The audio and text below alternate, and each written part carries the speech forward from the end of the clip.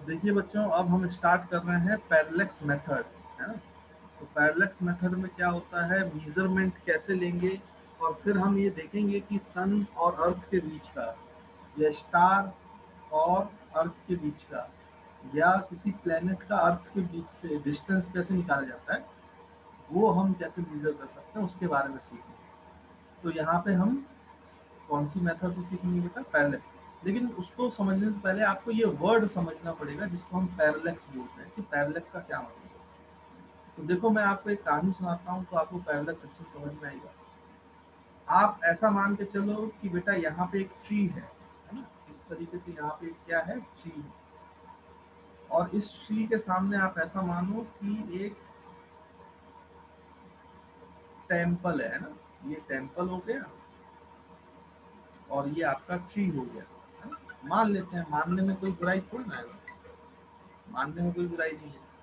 तो ये आपका ट्री हो गया और ये आपका टेम्पल हो गया। और यहाँ से एक रोड गई है, यहाँ से ऐसे रोड गई है, देखो देखो देखो। और मान लो इस रोड पर आप अपनी साइकिल चला रहे हो, यहाँ पे अपनी, इस रोड पे आप अपनी साइकिल चला रहे हो, बढ़िया साइकिल में बैठ के जा रहे हो।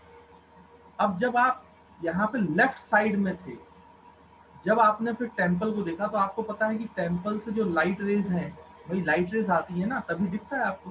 तो टेम्पल से जो आपकी लाइन ऑफ साइट है वो ऐसे आ रही होगी, रे ऐसे आ रही होगी। तो आपको टेम्पल ये दिखाई दे रहा होगा, और ट्री भी दिखाई देगा क्योंकि उससे रे ऐसे आ रही है। तो आप जब यहाँ से देखोगे, जब आप लेफ्ट में थे टेम्पल और ट्री के, तो आप देखो, आपको ट्री जो है वो अपने लेफ्ट हैंड पे दिखाई देगा। सोचो, इमेजिन करो आप इस जगह पे, आपको जो ट्री है वो अपने लेफ्ट हैंड पे दिखाई देगा, और टेम्पल जो है वो राइट हैंड पे दिखाई देगा, राइट हैंड पे। क्योंकि इसकी लाइन ऑफ साइट ऐसे आ रही है और इसकी लाइन ऑफ साइट ऐसे आ रही है। फिर क्या होगा कि जब आप साइकिल चलाते चलाते चलाते चलाते, मान लो दोनों के राइट पे चले गए, दोनों के राइट पे चले गए, है ना। अब फिर से आपने टेम्पल और ट्री को ऑब्जर्व किया, तो टेम्पल से जो लाइन ऑफ साइट है वो ये आ जाएगी, और ट्री की लाइन ऑफ साइट ऐसी हो जाएगी। अब आप यहाँ खड़े होके देखो बेटा, यहाँ खड़े होके, तो आप देखोगे कि टेम्पल जो है वो आपको अब अपने लेफ्ट पे दिखाई देगा और ट्री राइट पे दिखाई देगा। देखो, उल्टा हो गया, उल्टा हो गया। जब आप यहाँ पे थे फर्स्ट पॉइंट पे, फर्स्ट ऑब्जर्वेशन पॉइंट पर, तो यहाँ पे आपको राइट पर और लेफ्ट पर, जब आप यहाँ से देख रहे थे फर्स्ट पोजीशन से, तो आपको राइट पर क्या दिख रहा था बेटा, टेम्पल दिख रहा था। राइट पे आपको टेम्पल दिख रहा था। सोचो, आप इमेजिन करो। और लेफ्ट साइड में आपको, लेफ्ट हैंड पर आपको क्या दिखाई दे रहा था बेटा, ट्री दिखाई दे रहा था, ट्री। लेकिन जब आप इस पोजीशन पे आए, दिस इज सेकंड पोजीशन, जब आप सेकंड पोजीशन पे आए और फिर आप ऑब्जर्व कर रहे हो, तो इसकी लाइन ऑफ साइट ऐसी हो गई, इसकी लाइन ऑफ साइट ऐसी हो गई। देखो, लाइन ऑफ साइट बदल गई। अब लाइन ऑफ साइट बदलने से हुआ क्या, कि अब जो पहले आपको राइट में टेम्पल दिखाई दे रहा था, अब वो राइट में ट्री दिखाई देगा, राइट हैंड पे आपको ट्री दिखाई देगा। और लेफ्ट हैंड पे आपको क्या दिखाई देगा बेटा, टेम्पल दिखाई देगा, टेम्पल दिखाई देगा। तो आप देखो, पूरा इंटायर सिचुएशन ही चेंज हो गया। आपको इनकी पोजीशन अलग अलग नजर आ रही है। पहले टेम्पल की पोजीशन, ट्री की पोजीशन लेफ्ट राइट थी, फिर वो अपनी पोजीशन को चेंज कर रहे हैं, मतलब अपनी पोजीशन चेंज हो रही है, आपको ऐसा महसूस हो रहा है। लेकिन क्या असलियत में ट्री और टेम्पल ने अपनी पोजीशन चेंज की थी? नहीं, ये तो आपको पता नहीं, तो फिक्स है भाई, ट्री अपनी जगह है और टेम्पल अपनी जगह है। वो आपस में थोड़ी ना अपनी पोजीशन एक्सचेंज कर रहे हैं कि बाद में आपको राइट एंड लेफ्ट हुआ। असलियत में हुआ क्या कि ये बॉडीज अपनी जगह पे ही है। लेकिन हुआ क्या है कि आपने जब ऑब्जर्वेशन पॉइंट चेंज किया बच्चों, फर्स्ट पोजीशन से सेकंड पोजीशन पर ऑब्जर्वेशन चेंज किया, तो लाइन ऑफ साइट चेंज हो गई, और उस लाइन ऑफ साइट चेंज होने के कारण आपको क्या दिखाई दे रहा है, रिलेटिव शिफ्ट। इसको बोलते हैं रिलेटिव शिफ्ट। आपको पोजीशन में शिफ्ट नजर आ रहा है बेटा, पोजीशन में शिफ्ट नजर आ रहा है। तो इस तरीके से जब लाइन ऑफ साइट चेंज होती है और हमें पोजीशन में शिफ्ट नजर आता है किसी बॉडी में, इस फिनोमिना को पैरेलैक्स कहते हैं। आई होप आप पैरेलैक्स समझ पा रहे हो क्या होता है।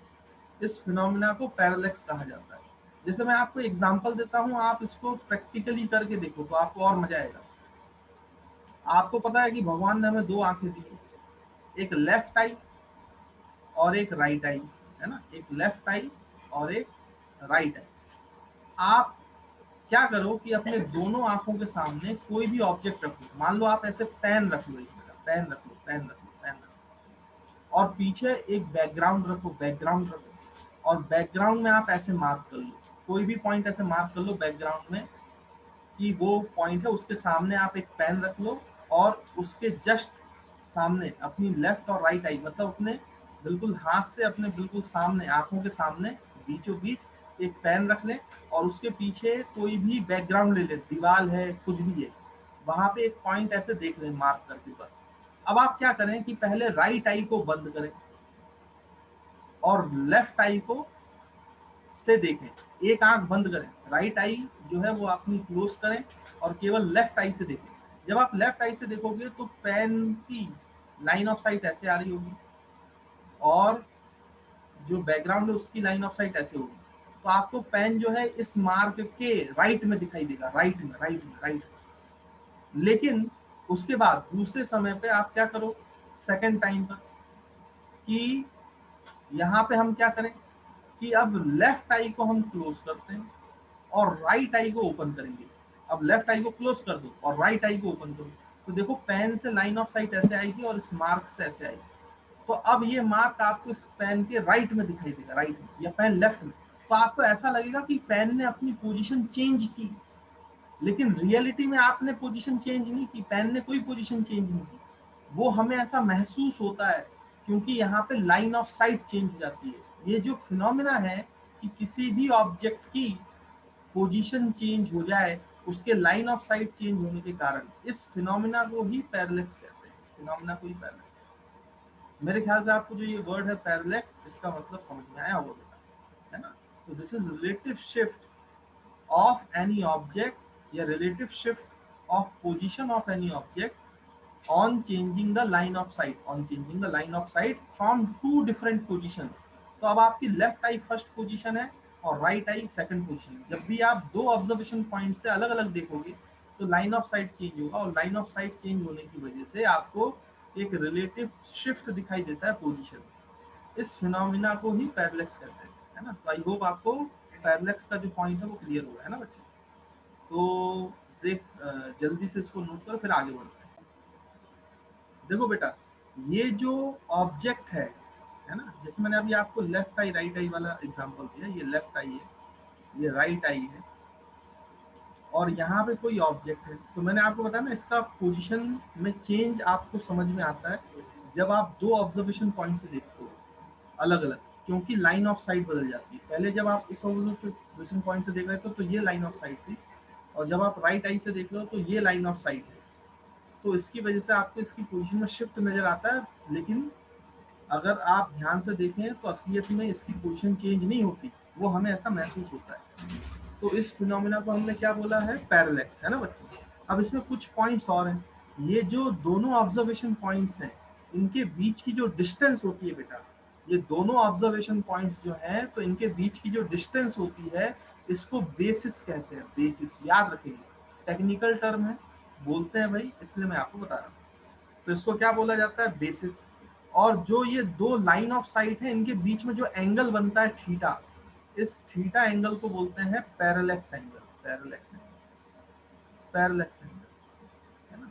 इस थीटा को क्या बोला जाता है बेटा, पैरेलैक्स एंगल, है ना। ये टर्मिनोलॉजीज हैं, आपको पता होना चाहिए क्योंकि आगे आने वाले समय में न्यूमेरिकल्स में यूज होंगे। तो हमेशा याद रखना, जिन दो लाइन ऑफ साइट की वजह से आपका पोजीशन में चेंज समझ में आता है उसको हम बोलते हैं, उसके बीच के एंगल को बोलते हैं पैरेलैक्स एंगल। और दो जो ऑब्जर्वेशन पॉइंट है जहां से हम ये पैरेलैक्स का फिनोमिना महसूस करते हैं, उन दोनों ऑब्जर्वेशन पॉइंट्स के बीच की दूरी को बोलते हैं बेसिस, है ना। तो ये बात ध्यान रखिएगा। तो अब जो मैंने आपको ये सारी चीजें बताई हैं उनको हम लिख लेते हैं, क्योंकि लिखना बड़ा जरूरी है। तो आप अपनी कॉपी में नोट्स बनाएं, क्योंकि तभी हम रिवाइज भी कर पाएंगे, है ना। तो देखो भाई, तो सबसे पहले आप लिखो पैरेलैक्स की डेफिनेशन, पैरेलैक्स, है ना। तो पैरेलैक्स का डेफिनेशन क्या है, तो इसमें लिखिए आप the phenomena of shifting, the phenomena of shifting of position, shifting of position due to due to due to different different line of sight, due to different line of sight from from two different position, from two different different observation points, observation points points is called as parallels, है ना। तो जो मैंने आपको समझाया वही इस definition में लिखा हुआ है, आप पढ़ सकते हैं और समझ सकते हैं। उसके बाद फिर आप दूसरा ये लिख लो बेसिस। तो बेसिस क्या है भाई, स्मॉल बी से रिप्रेजेंट करते हैं।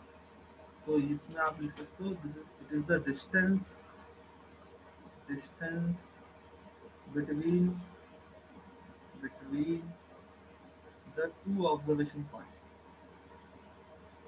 two observation points, two observation points। तो उसके बाद आप लिख लो भाई पैरेलक्स एंगल, पैरेलक्स एंगल, इसको हम थीटा बोल रहे हैं भाई। उसमें क्या लिख सकते हो बेटा आप, the angle formed formed between the two line of sight, two line of sight from object. तो जो ऑब्जेक्ट से दो लाइन ऑफ साइट है टू डिफरेंट ऑब्जर्वेशन पॉइंट्स पर, उसी को उसके बीच में बनने वाले एंगल को हम पैरेलक्स एंगल दैट इज थीटा बोलते हैं। आई होप आपको ये जो पैरेलक्स का फिनोमेना है वो क्लियर होगा। अब हम चलते हैं और देखते हैं कि इस पैरेलक्स के मेथड से हम कैसे बच्चों क्या निकाल सकते हैं, आपका जो है डिस्टेंस, है ना, किसी भी ऑब्जेक्ट से ऑब्जर्वेशन पॉइंट की दूरी कैसे निकाली जा सकती है, तो उस पर बारे में चर्चा करेंगे। पहले ये नोट कर लो, फिर नेक्स्ट स्लाइड पे आते हैं। तो देखिए बच्चों, अब हम स्टार्ट करेंगे पैरेलक्स मेथड। तो उसमें डिस्टेंस कैसे मेजर किया जाता है ऑब्जर्वेशन पॉइंट और किसके बीच में, आपका ऑब्जेक्ट के बीच में। तो जैसे मैंने आपको बताया कि दो ऑब्जर्वेशन पॉइंट है, this is observation point number 1 and this is observation point number 2। तो इन दोनों ऑब्जर्वेशन पॉइंट्स के बीच की जो दूरी है बेटा, उसको हम बेसिस बोलते हैं, डेट इज बी। और यहाँ पे हमारा ऑब्जेक्ट है। तो जब आप फर्स्ट पोजीशन से देखोगे तो भाई ये लाइन ऑफ साइट है, सेकंड पोजीशन से देखोगे तो ये लाइन ऑफ साइट है। इनके बीच में बनने वाला एंगल पैरेलक्स एंगल होता है थीटा, है ना। और ये डिस्टेंस है डी, जो ऑब्जेक्ट से ऑब्जर्वेशन पॉइंट के बीच की है। और ये डी ही निकालना हमारा काम है, ये डी निकालना हमारा काम है। अब ये डी कैसे निकालेंगे, ध्यान से देखो। तो होता क्या है कि आप यहाँ पे अगर ऐसा देखो कि अगर ये थीटा बहुत स्मॉल हो जाए, अब ये सोचो थीटा कब स्मॉल होगा बेटा, थीटा कब स्मॉल होगा, अगर ये थीटा सोचो वेरी वेरी स्मॉल हो जाए, theta is very very small, मतलब पैरेलक्स एंगल जो है वो बहुत ज्यादा छोटा होगा, वेरी वेरी स्मॉल। अच्छा ऐसा कब होगा जब थीटा बहुत छोटा हो जाए, ऐसा तब होगा बेटा, थीटा तभी छोटा हो सकता है जब आपका जो डी है, सोचो डी जो है वो बहुत बड़ा हो, डी जो है वो बहुत बड़ा हो। किससे बहुत बड़ा हो, बेसिस से। यानी कि d must be greater greater than basis. इसका मतलब d बाई बी का ratio is greater greater than 1। यानी कोई भी तीनों कंडीशन फुलफिल कर रहा हो, कि थीटा बहुत स्मॉल हो, या d जो है वो b से बहुत बड़ा हो, या d बाई बी का रेशियो बहुत बड़ा हो 1 से। उस केस में आप सोचो ये एंगल थीटा है, और ऐसा केस है तो आपका थीटा बहुत छोटा है, या ये b बहुत बड़ा है b से, या d बाई बी 1 से बहुत ज्यादा बड़े। तो उस केस में आप ये जो स्ट्रेट लाइन है बेटा, इसको आर्क मान सकते हो ना, इसको तो हम थीटा लिख सकते हैं, theta is equal to arc length. Arc length की जगह यहाँ पे d आ जाएगा, और डिस्टेंस की जगह जो है आपका रेडियस हो जाएगा, मतलब रेडियस डिस्टेंस की जगह ले लेगा। तो हमें थीटा का फॉर्मूला पता है आर्क लेंथ अपॉन रेडियस, और ये रेडियंस में आंसर आता है। तो आर्क लेंथ की जगह यहाँ पे कौन आ जाएगा बेटा, जब थीटा बहुत स्मॉल है, डी बहुत बड़ा है बी से, या डी बाई बी जो है वो बहुत बड़ा है 1 से, तो आप थीटा आर्क लेंथ की जगह बेसिस लिख सकते हो और रेडियस की जगह डिस्टेंस लिख सकते हो, वो डिस्टेंस जो हमें निकालनी है। अब बच्चों हमें ये थीटा पता रहता है प्रैक्टिकली, हम ये बेसिस जो है वो दो ऑब्जर्वेशन पॉइंट्स के बीच की दूरी है, तो वो हम मेजर कर लेते हैं बड़े आराम से। तो हमारे पास, हमें प्रैक्टिकली थीटा पता है, मतलब ये हम बोल सकते हैं कि यहाँ पे थीटा जो है पैरेलक्स एंगल, वो प्रैक्टिकली नोन होता है, प्रैक्टिकली नोन हो जाता है हमें, प्रैक्टिकली नोन है ना। और जो आपका क्या है बच्चों, बी है बेसिस, वो भी हम निकाल सकते हैं, है ना।